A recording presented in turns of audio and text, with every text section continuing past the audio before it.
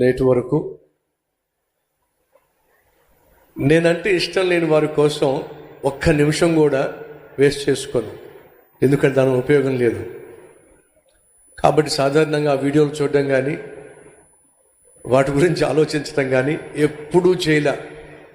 నేను ఏదో చూసేస్తానని చెప్పి వాళ్ళు చాలా పాపం కష్టపడుతూ ఉంటారు, కానీ నేను చెప్పినట్టుగా అంత టైము నాకు లేదు. కానీ సాధారణంగా మార్నింగ్ లేచినప్పుడు 1-2 చక్కని పాటలు వినడం అలవాటు చేసుకున్నా.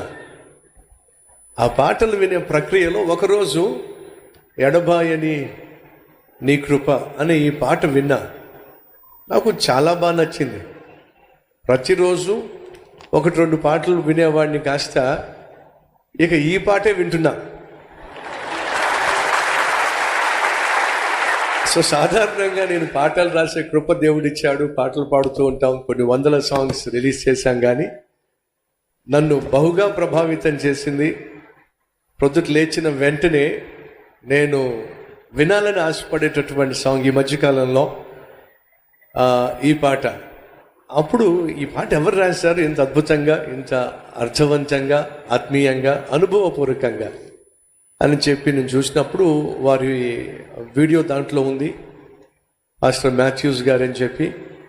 కాబట్టి మన గుంటూరులో నంబూరులో నా సంఘానికి ఫోన్ చేసి మొదటిగా చెప్పింది ఏమిటంటే, పాస్టర్ మాథ్యూస్ గారికి చెప్పండి, వారు రాసిన పాట నాకు బాగా నచ్చింది, నాకు బహు దీవెనకరంగా ఉంది అని వారు తెలియచేస్తే వారు ఆ పాటను సిద్ధపరచడంలో ఉన్న ప్రయాసకు ప్రతిఫలంగా బహుగా సంతోషిస్తారు అని నేను వారికి ఫోన్ చేసి చెప్పాను. బహుశా వారికి ఫోన్ చేసి ఉంటారు మీకు. ఎస్. ఆ తర్వాత నాకు అనిపించింది, ఒక సేవకుని ఒక పాట నన్ను బహుగా ప్రభావితం చేసింది, కాబట్టి వారిని కూడా మన ఈ 20వ వార్షికోత్సవానికి పిలిస్తే బాగుంటుంది అని చెప్పి నాకు అనిపించినప్పుడు, మీరు చాలా బిజీగా ఉంటారు, అయినప్పటికీ పిలిచిన వెంటనే రావడం, మీకున్న ప్రోగ్రామ్స్లో కూడా వాటిని కుదించుకొని మా మధ్యకి రావడం చాలా సంతోషం.